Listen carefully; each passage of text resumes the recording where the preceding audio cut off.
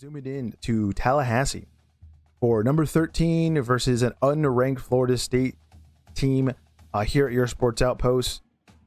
Miami is 4-0. Florida State just got their first loss of the season against Virginia there in Charlottesville, which means they are also 0-1 in ACC play already. This is the 70th meeting between the two. Last year it was a 36-14 game where Miami won pretty handily. Florida State just had a lot of bad football there in 2024. Mario Cristobal, who had a nice bye with the Hurricanes last week, but previously got a win against Florida, 26-7 there against the Gators. Then played USF and blew out the Bulls 49-12. And then obviously the big week 1 victory over the Notre Dame Fighting Irish, 27-24 there at Hard Rock Stadium. Mike Norvell, the opposing head coach, and I think I have week 5 there on accident. It is what it is. I'll probably switch it up when I do my clips. Regardless, Mike Norvell last week had a 46-38 double overtime loss to Virginia. Again, unfortunate. Had a couple of blowout wins against Kent State and then East Texas A&M Commerce. And then again, the massive win in week 1 for themselves as well against Alabama at home, 31-17.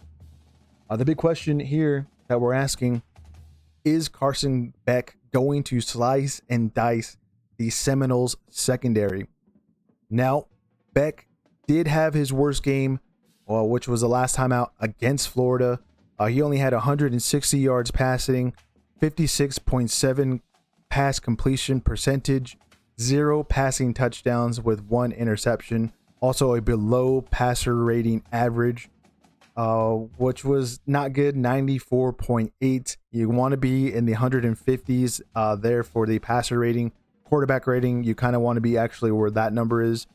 But obviously it was not a good night out, but still got the win there against Florida, 26-7.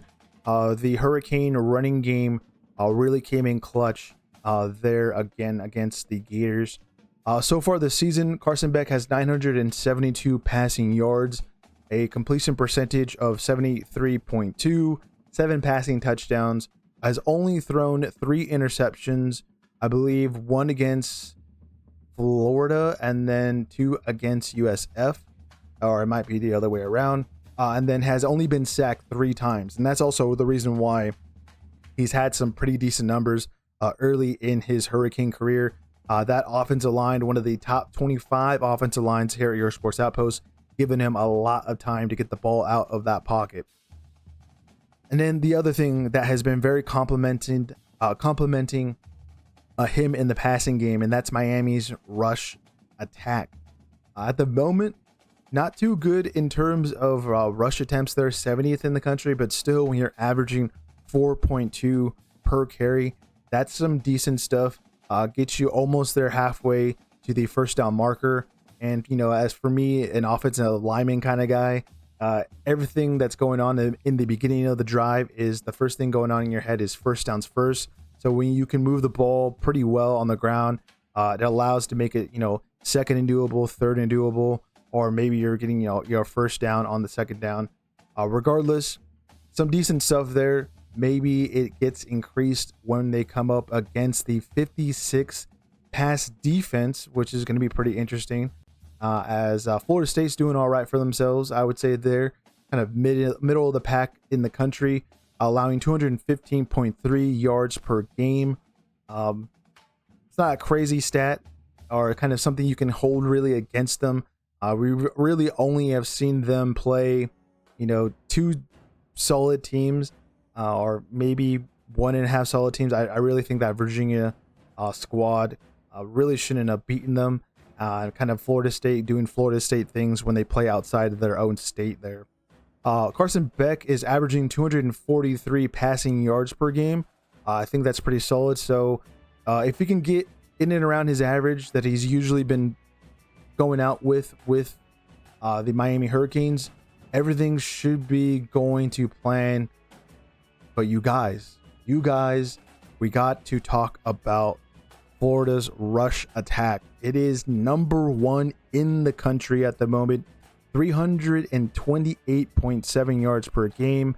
They're also fourth in the country per rush attempt with 6.6 yards again per carry. That is some absolutely disgusting stuff. When you can pound the rock and impose your will and lean in with that, you're just gonna have a great time.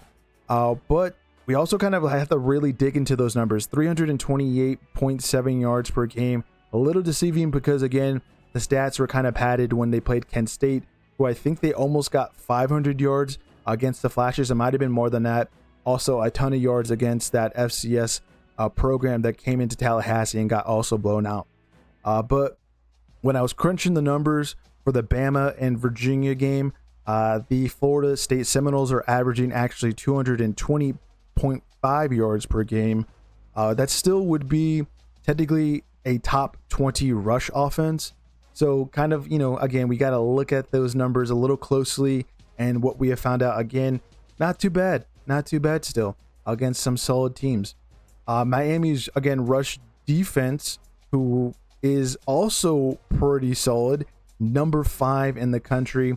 The Hurricanes, when it comes to defending the run, they are only allowing 71 yards per game, and that includes Notre Dame, USF, and Florida.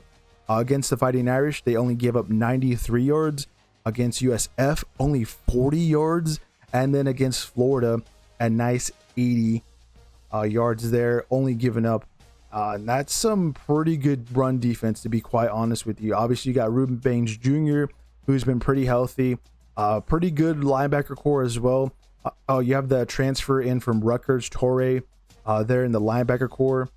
Those guys have just been playing almost close to perfect run defense, as they would have, again, really should be considered probably the best run defense in the country from who they've gone up against, to be quite honest with you.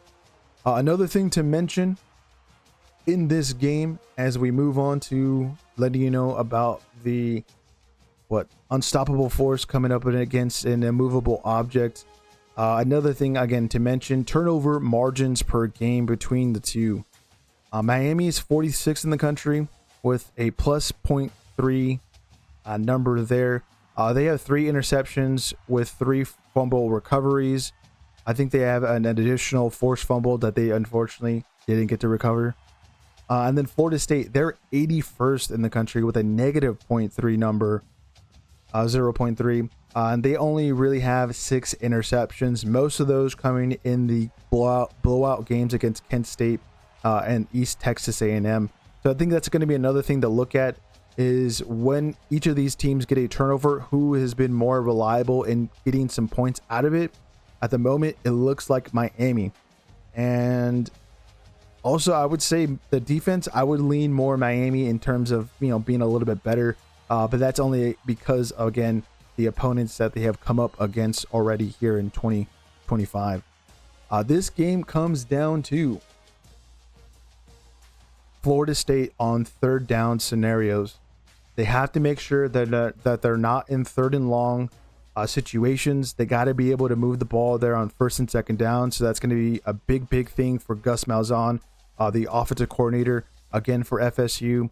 At the moment, Florida State is 10th in the country with a conversion percentage of 53.05. That is some pretty good stuff. I also digged a little bit into the Virginia and Alabama game. They're basically getting about 4 rushing first downs. Most of the first downs are on passing situations, which I thought was pretty interesting, because you would expect a run heavy team to be able to, get a lot more first downs through the running game. And I believe one from each of those games were like on drives where basically like didn't really go anywhere. So that's another interesting thing to look at. But again, Miami's defense on the other side of the ball, who they'll be coming up against, they give up about 5 rushing first downs per game. So that's another thing to kind of look at, as this game will definitely be determined on how Florida State does on third down and if they can get those chains moving and keeping the drive alive. Before we talk about the pick, let's talk about injuries. Jordan Lyle, who has been out for the Hurricanes since week 1. He picked up, I forget what the actual injury was, but I know when I looked it up for at least players that were injured for Miami, he's just labeled as questionable with an undisclosed injury, but I cannot remember off the top of my head when we were doing that watch along all the way back in week 1. I just remember him coming off the field, and then the running back that we're going to be talking about, the North Dakota State transfer, Chamar Brown, came on and actually made a big difference against Notre Dame and pounding out the rock. But Miami will have a little bit less depth there in the running back room. For Florida State, the notable injuries, Rodell Williams, also a guy that's been out since week 1. The running back there for the Seminoles, questionable with the undisclosed injury. But he's been out since the Alabama game, really. And then cornerback Ashlyn Barker, who's questionable with a shoulder injury. Barker is a big, I think actually he's top 5 in producers there for the Seminole defense.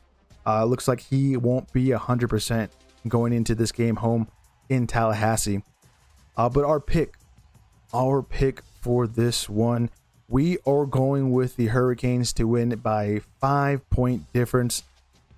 I don't know what the 5 point is really coming from. I just feel like it's going to be, a field goal and then, weird drives where you get, some weird points going on. But yeah, one possession really win there for Miami on the road, continuing their winning streak over Florida State, who has been, somewhat, I don't want to say underrated, kind of a little bit of a surprise there, obviously with the week 1 win against Alabama, but kind of it was expected to see them lose out in the game there in Virginia. We were kind of, again, ready to see them not perform, not show it to a game outside of the great state of Florida. The big guys in this game that's going to be making the difference, we think are going to be coming from the Miami running back room. Mark Fletcher Jr. and Chamar Brown, the transfer in from North Dakota State. They will be carrying Miami into a lot of third down scenarios and winnable situations, as they'll be cutting down the yardage to move the chains and keeping the drive alive. At the moment, Miami's 21st in the country on third down with a 48.78% conversion rate. So that's not too bad there for the Hurricanes, as we again are expecting them to win here on the road, not by a lot like they did last season, 36-14.